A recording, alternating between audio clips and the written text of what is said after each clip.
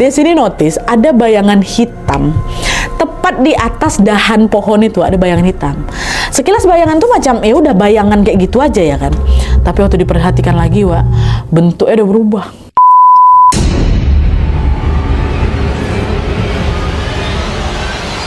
Oke, Wak, jadi kisah yang akan aku ceritakan ini dikirim sama Wak kita yang bernama Desi. Halo Desi. Nah, jadi pengalaman horor ini dialami langsung sama Desi waktu dia bekerja menjadi seorang kasir di salah satu resto terkenal di kotanya, Wak. Sampai sekarang resto ini masih ada dan masih beroperasi. Jadi untuk menjaga privasinya kita nggak usah sebutin bahkan namanya, nama aslinya pastinya, lokasinya juga di mana, di kota mana, kita samarin aja menjadi nama Resto Enak. Ya, nah kisah ini, Wak, bermula waktu Desi ini baru saja lulus SMA dan bingung mencari pekerjaan. Sampai akhirnya omnya yang bernama Om Agus nawarin dia kerja di Resto Enak ini, Wak. Nah, restoran ini ada homestay-nya, Wak. Nah, Om Agus kerja sebagai penjaga homestay. Kebetulan waktu itu Resto Enak ini lagi buka lowongan kasir, makanya Om Agus ini langsung nyaranin si Desi untuk mendaftar. Dengar itu, Desi tertarik, bolehlah Om, ya aku juga mau gitu. Syaratnya apa-apa aja gitu. Udah, kamu cuma tinggal bawa CV aja, terus besok waktu kamu bawa, kamu bisa langsung wawancara sama ownernya, namanya Pak Anwar. Nanti bilang aja kamu ponakannya Om gitu. Oh siap Om, besok mau langsung datang ke sana gitu kan. Dah tuh besok paginya Desi pun datang ke Resto Enak ini untuk naruh berkas lamaran sekaligus juga interview. Ternyata di hari itu Desi juga langsung dikabarin, Wak, kalau dia langsung diterima dan bisa langsung kerja besoknya. Pak Anwar juga bilang, di sini Desi ada masa training dulu 2 bulan ya. Kalau misalnya kamu lolos, kamu bisa langsung menjadi pegawai tetap. Oh iya Pak, baik, saya paham gitu kata Desi. Dah selesai wawancara, Desi pulang dengan perasaan yang lega, seneng dia kan lolos dia kan. Malamnya dia tidur lebih awal supaya dia nggak telat besok di hari pertamanya. Nah, besoknya Desi bangun pagi dan siap-siap berangkat kerja ke Resto Enak ini, Wak. Resto ini kayak tadi aku bilang lokasinya memang strategis sekali, tepat di samping jalan besar yang tiap hari ramai sekali dilewati kendaraan.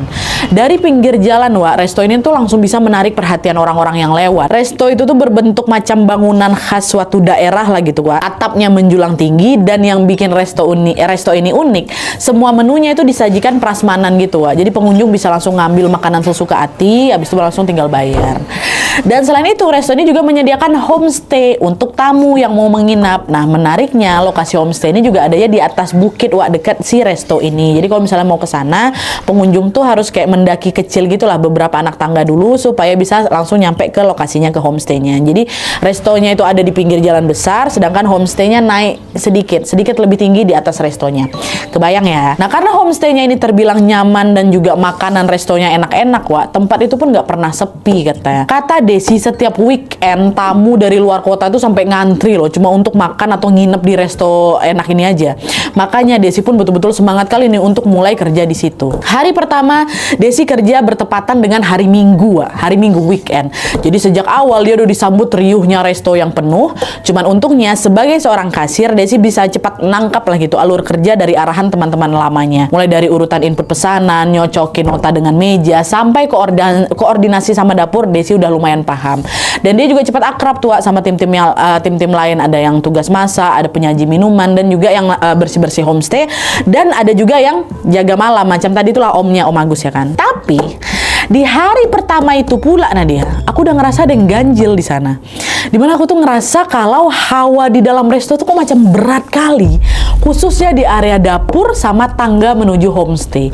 Kadang Desi tuh ngerasa kayak ada yang ngeliatin dia gitu, Wak. Cuman waktu dilihat gak ada orang, gak ada siapa-siapa. Awalnya Desi masih berusaha untuk positif thinking, waktu itu cuma perasaan aku aja kali gitu ya.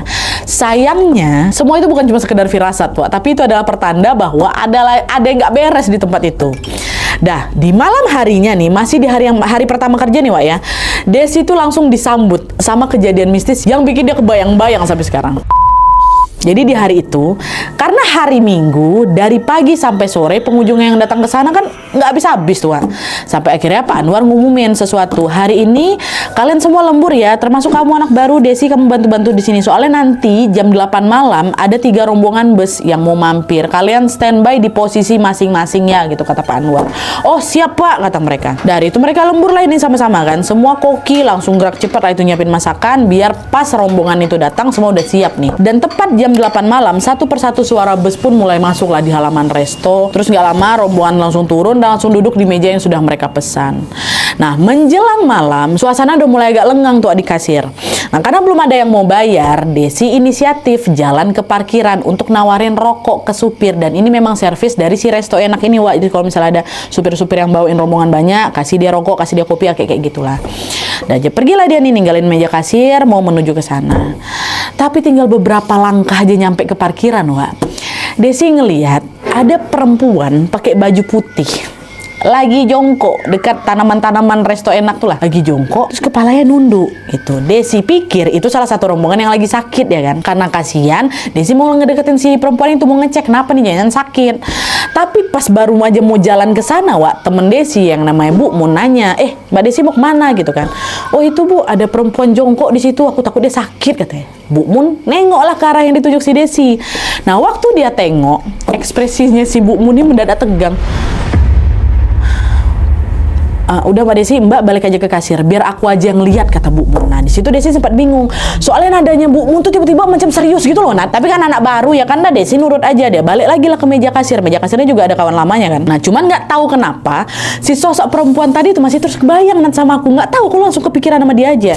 Apalagi dari tadi posisinya si cewek ini juga sama sekali nggak berubah ya kan, dia jongkok aja di situ. Tuh orang sakit apa kayak gimana sih batinnya si Desi. Nah dah ya, tapi udahlah Desi tinggalin aja lah ini ke kasir. Nggak lama kemudian Bu Mun balik lagi nih, Wak, nyamperin si Desi. Tegang muka ya. Desi nanya, gimana Bu, Mbaknya tadi nggak kenapa-napa kah gitu. Bu Mun senyum pertama.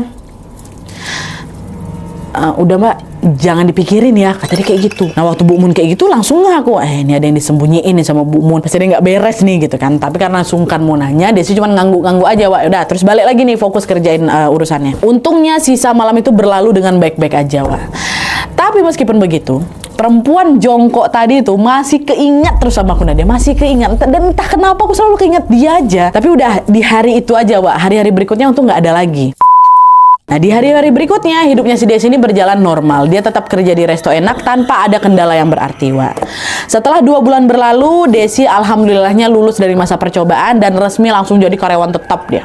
Nah sejak itu hari-hari Desi di resto enak ini ya kayak gitulah, dia kerja, ngobrol, pulang, ngambil kayak gitu aja terus sampai gak kerasa udah 2 tahun aku kerja di sana. Di tahun kedua kerja, Wak, yang pertama udah nggak ada apa-apa nih kan, 1-2 tahun tuh aman-aman aja. Itulah cuman pertama itu aku macam diliatin sama si sosok itu yang waktu itu aku juga nggak tahu itu betulan orang apa enggak. Tapi 2 tahun aku kerja di sana nggak ada diganggu aku, udah dia aman-aman aja. Walaupun memang hawa dekat situ tuh kadang ada yang nggak enak dekat dapur, ada yang nggak enak dekat tangga, tapi ya sudah lah selagi dia nggak liatin depan aku. Mulai tahun kedua ini, Wak, mulai ada lagi yang berubah dari si resto enak ini.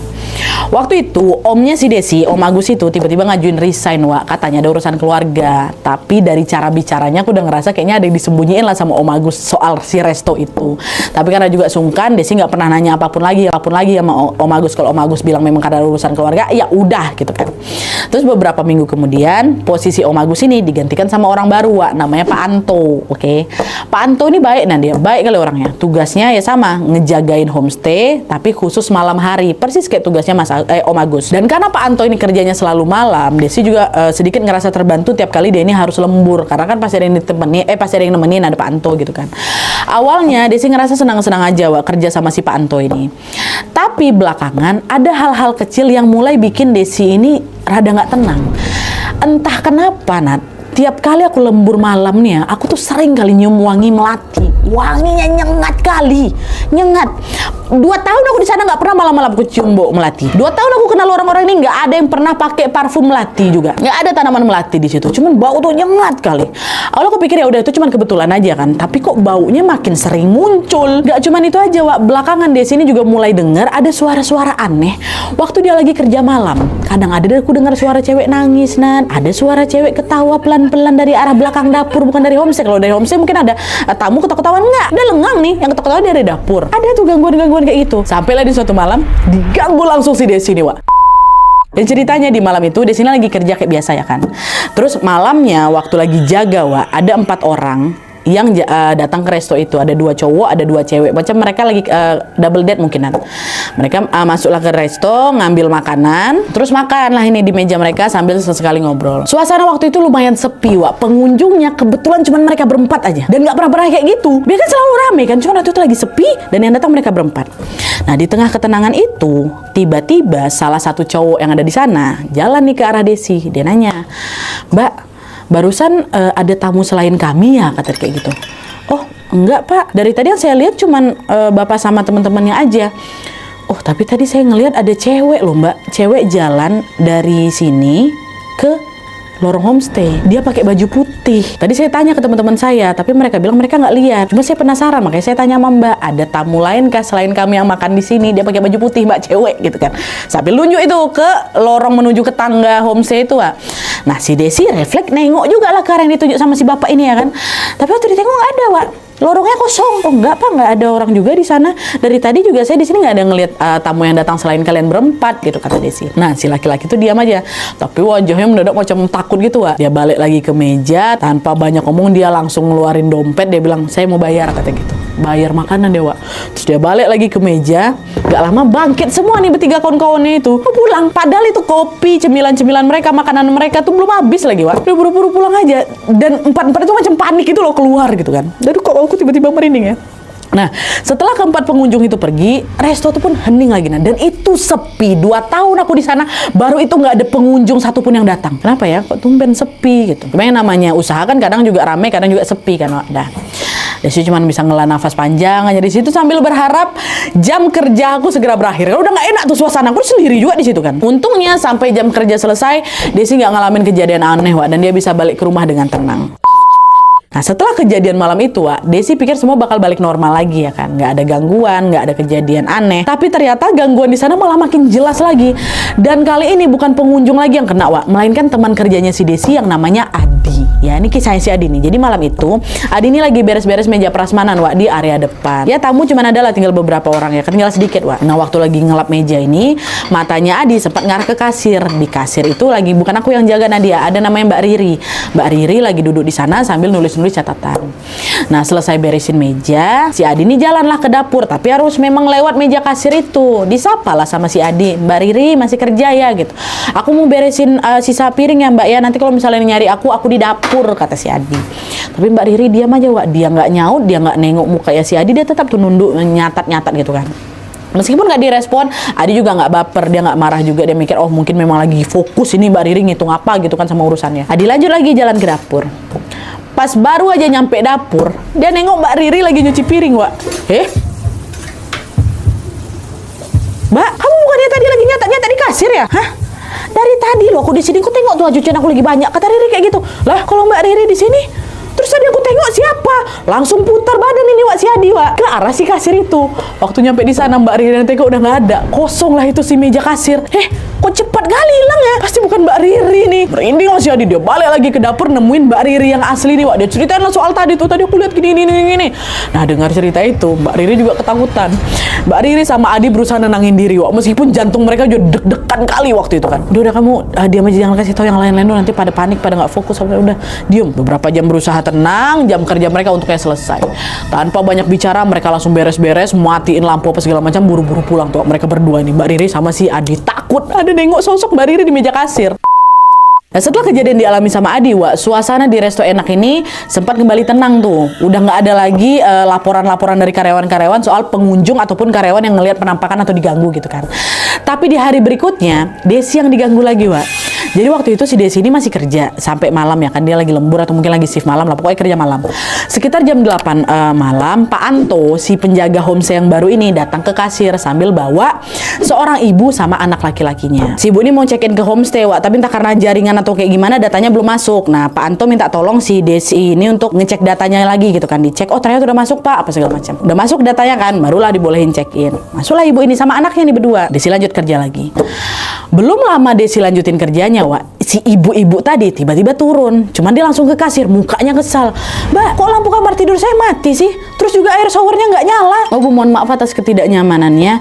Tapi sebelum tamu datang, biasanya semua cleaning service memastikan kalau kamarnya sudah dicek dan semua normal, Ibu. Enggak kok, nggak normal. Saya datang aja lampunya mati kok. Terus waktu saya mau mandi, airnya nggak keluar. Oh, Ibu tuh marah-marah lah di depan si Desi. Desi bilang lagi, oh iya Bu, mohon maaf, ini sebagai kompensasi Ibu pindah aja ke kamar yang lain Ibu ya, kamar yang ada di sebelahnya. Kebetulan malam ini ada kamar yang kosong. Enggak, saya nggak mau pindah ke kamar itu. Mending udah uang saya balikin aja. Saya nggak mau nginap di sini lagi. Homestay kalian tuh nggak beres katanya. Yarin kok Ibu tuh semarah itu dia. Dia kan komplainin ke resto kan, otomatis orang-orang di resto juga nengok ke arah dia. Nah karena situasi udah mulai nggak terkendali situ, Pak Anto nyusul lah ini ke ibu itu. Dia bilang, Bu, kalau Ibu nggak mau nginap di sini nggak apa-apa Bu. Nanti juga kami usahakan uangnya untuk dikembalikan. Tapi Bu, mohon maaf Bu, jangan marah-marah kayak gitu. Nanti mereka nggak suka. Itu kata Pak Anto. Di situ Desi langsung ini mereka nih maksudnya pasti hantu-hantu itu tuh atau makhluk-makhluk yang ada di penunggu resto tuh lah. Nah waktu ditegur kayak gitu sama Pak Anto, berhenti Ibu tuh marah Wak. Jadi kayak panik gitu. Dah dia langsung lengos tuh tinggalin mereka berdua di situ kan. Masing-masing ngomel-ngomel tuh. Awas kok ya, orang protes kok malah ditakut-takutin kata si Ibu tuh. Udah pergi Ibu tuh Nan. Masih di malam yang sama Wak, setelah perdebatan sama si ibu tadi, Desi kan lanjut kerja lagi nih sampai jam 8:30 tuh kalau nggak salah katanya. Awalnya situasi di sana juga tenang-tenang aja, tapi nggak lama kemudian ibu-ibu yang komplain tadi kedengeran teriak-teriak Wak dari dekat kamar ya. Itu sampai kedengeran sama Desi yang ada di kasir tuh. Aku nggak mau nginap di sini, ambil barang-barang aku sekarang. Katanya kayak gitu, dia ngamuk dia dekat itu. Nah dekat itu panik, ini ngapa ibu ini teriak kan? Disamperin lah sama si Desi, disamperin, ditenangin Bu, tenang dulu, tenang gitu loh. Sementara Pak Anto langsung tuh gercep masuk ke dalam kamarnya untuk ngambilin barang-barangnya kan, disuruh ibu tuh ambil aku nggak mau di sini tuh kan, karena ibunya memang mau keluar dari situ. Ya udah, aku juga nggak bakal maksa. Nah dia, aku antarlah ibu itu tuh ke bawah. Nah pas sampai di parkiran pun bukannya makasih dia, malah disambernya koper tuh, masuk dia ke dalam mobil, dia teriak, homestay ini ada setannya, nggak akan aku kesini lagi. Langsung digasnya mobil Wak, homestay ini ada setannya. Nah setelah sedikit shock aku sama amukan si ibu tadi, nggak sengaja si Desi ini noleh Wak ke arah pohon yang memang ada di depan resto. Waktu ngelihat itu, Desi ini notice ada bayangan hitam tepat di atas dahan pohon itu, ada bayangan hitam. Sekilas bayangan tuh macam udah bayangan kayak gitu aja ya kan. Tapi waktu diperhatikan lagi Wak, bentuknya udah berubah. Secara perlahan-lahan bayangan hitam tuh berubah jadi tinggi, berbentuk besar, bulunya lebat, warnanya hitam legam, matanya merah menyala. Hah? Ya astagfirullah, genderuwo. Belum habis rasa takutnya Wak, tiba-tiba si sosok itu nurunin kepalanya diturunin ke bawah. Jadi kepalanya meluncur ke bawah kayak dia, badan yang elastis yang tinggi kali itu Wak. Badannya masih berdiri tegap di sela-sela pohon itu. Apa nggak terkejut aku Nan? Muter ya aku tuh nggak bisa. Betulan nggak bisa, suara tuh hilang Nan. Dia pengen berlari, kaki aku nge-freeze, macam kaki aku dipaku di lantai itu loh. Nah karena kayak gitu dia sih kan mau minta tolong sama siapa? Sama Pak Anto kan, dia yang ada di parkiran berdua sama Pak Anto kan. Waktu dia mau minta tolong sama Pak Anto, dia sih ngelihat Pak Anto ternyata juga ngelihat hal yang sama Wak, dan dengan posisi yang sama. Pak Anto ke satu titik ke arah si pohon itu, dan Pak Anto juga nge-freeze, matanya juga nengok ke arah pohon yang sama. Waktu dia Pak Anto nge-freeze juga, Pak Anto ngeliat juga nih gitu. Udara yang tadinya biasa aja Nadia, sekarang tiba-tiba dingin nusuk ke tulang. Dan di saat yang sama itu genderuwo masih ada Nadia ya. Cuman bedanya kali ini waktu angin itu datang, lidah si sosok ini melet-melet, kayak lagi ngejek sih. Kayak lagi ngejek aku sama Anto tuh Wak. Cuman bedanya waktu si Desi udah ketakutan setengah mati, kalau bisa pingsan aku tuh Nadia. Cuman nggak bisa pingsan aku. Di situ Pak Anto yang sempat kaku badannya itu Wak, akhirnya kelihatan macam berani maju selangkah tuh loh. Dia langsung bisa. Tapi Pak Anto ngomong, kok ya udah ganggu ibu tuh ya? Pergi nggak lo? Maksudnya ibu-ibu yang kabur tadi. Nah waktu digituin sama Pak Anto, hilang betul sosok tuh. Pas sosok tuh hilang, baru badan kami bisa bergerak lagi Nan. Baru bisa. Langsung Pak Anto nyamperin aku, kamu nggak apa-apa kan Mbak? Nangis aku di situ kan. Udah, kalau mau nangis di sini. Gak apa-apa, jangan sampai anak-anak tahu. Nanti semua pada panik, pada takut nanti yang shift malam. Nanti kalau ditanya kamu kenapa nangis, bilang aja kamu shock tadi dibentak-bentak sama ibu itu ya. Itu kata Pak Anto Wak. Padahal aku nangisnya tuh gara-gara genderuwo, ibu tuh udah biarin aja gitu kan. Tapi Pak Anto pesannya kayak gitu, jangan sampai anak-anak tahu gitu. Iya Pak gitu. Udah, setelah agak tenang, Desi balik lah ini ke tempat kerjaan. Dan sesekali aku juga mesti nengok ke arah pohon itu, dan dia takut si sosok itu muncul lagi. Nah besok paginya Desi tetap masuk kerja seperti biasa Wak. Tapi pas dia nyampe resto, suasananya udah beda. Biasanya kan suasana pagi ini rame sama suara kawan-kawan kerjanya atau suara-suara piring lah kan waktu sebelum si resto dia dibuka. Tapi kali ini agak sepi Wak. kawan-kawan kerja di sana kayak kelihatan saling pandang gitu loh, kayak ada yang mau dibicarakan tapi ragu gitu. Nah pas Desi duduk di kasir, barulah dia dengar langsung dari karyawan-karyawan di sana yang lagi bisik-bisik bahas kejadian semalam. Jadi rupanya semalam itu bukan cuma Desi sama Pak Anto aja yang nengok genderuwo kayang tuh, bukan. Beberapa kawan-kawannya yang lagi jaga malam itu, yang pulang malam itu juga ngelihat sosok itu. Nah karena orang-orang ini buka suara kalau dia lihat sosok yang sama, Desi juga cerita lah, iya weh, aku tuh sebenarnya tadi malam nangis ya gara-gara itu, bukan gara-gara dia apa nama ibu-ibu tuh. Oh iya, Desi bilang, iya weh, kami juga nengok apa segala macam. Rupanya karyawan-karyawan tuh nengok juga si sosok ini, Wak. Obrolan pagi itu pun melebar, Wak, bukan cuma bahas si genderuwo kayang itu lagi, dan melebar kemana-mana. Mulai spill nih gangguan-gangguan aneh yang dialami sama mereka di situ. Iya weh, aku pernah dengar suara ketawa-ketawa juga, suara orang pokoknya gitu. Iya weh, aku pernah dengar suara langkah kaki, suara sendok jatuh waktu dicek nggak ada, kayak gitulah. Mereka langsung spill cerita lah kan. Nah nggak lama resto buka, kerja, habis itu istirahatnya kan. Nah obrolan itu dilanjutkan di jam istirahat. Jadi kayak itulah di momen mereka semua tuh pada berbagi pengalaman horornya waktu lagi di resto itu. Nggak sempat memang mungkin di hari-hari biasa kan, karena mereka ngelayanin tamu semua kan, Wak. Duh, cerita juga nih di jam istirahat masih lanjut. Nah di waktu ini gantian si Adi yang cerita, Wak. Adi yang kemarin nengok penampakan Mbak Riri itu loh. Nah dia waktu itu bukan cerita soal apa yang dialami sama Mbak Riri aja, tapi dia sempat nanya kayak tempat itu dulunya sebenarnya apa sih? Kok kayak sering ada aja yang ngegangguin kita. Nah Pak Anto lagi ada di situ, Wak. Akhirnya dia bilang, Mas, dari yang saya dengar sih, tanah ini tuh dulu lahan kosong. Dan sebelumnya banyak warga yang takut lewat sini, Mas, karena dari dulu lahan ini sudah angker. Barulah beberapa tahun dijadiinlah resto sama si Pak Anwar. Itu kenapa, Mas? Kita tuh jadi mungkin sering digangguin. Orang dari sananya tempatnya udah seram kok gitu. Ah, masa sih, Pak? Bapak tahu dari mana? Gitu kan ditanya anak-anak. Dari warga, Mas. Bapak kan sering ngobrol juga sama mereka waktu malam-malam. Pak Anto bilang lagi, sosok genderuwo yang kita semua lihat semalam itu sebenarnya tuh nggak ada niat jahat loh.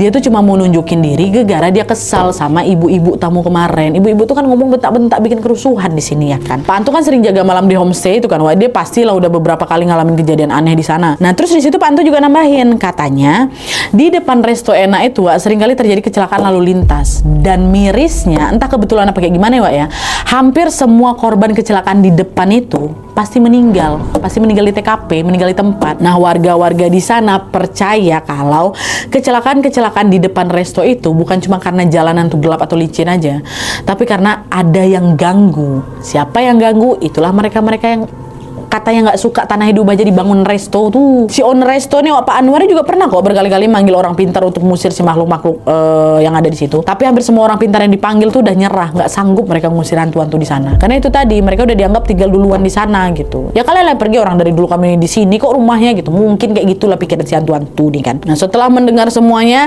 dari situ Desi baru sadar kalau resto enak yang kelihatannya tenang di siang hari itu, nah dia ternyata juga nyimpan sesuatu yang jauh lebih besar dari sekedar tempat makan.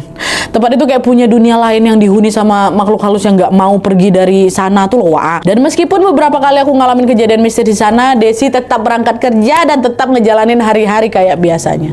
Beberapa waktu kemudian juga Desi akhirnya menikah dan hamil anak pertama, Wak. Nah setelah melahirkan, Desi memutuskan untuk berhenti kerja dan fokus di rumah aja gitu.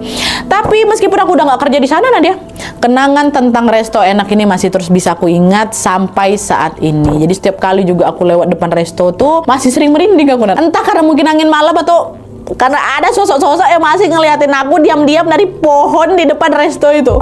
Tapi apapun alasannya, yang jelas resto enak ini menjadi tempat yang tidak akan pernah Desi lupakan seumur hidupnya. Tempat ini tuh bukan cuma ngasih aku rezeki aja, Nadia, tapi juga ngasih aku memori menakutkan yang belum sepenuhnya hilang sampai sekarang katanya. Oke, Wak, jadi sekian dulu videonya. Terima kasih banyak yang sudah menonton. Kalau kalian suka video ini, klik like-nya. Jangan lupa komen di bawah gede dan saran-saran untuk selanjutnya. See you next video, Wak. Bye.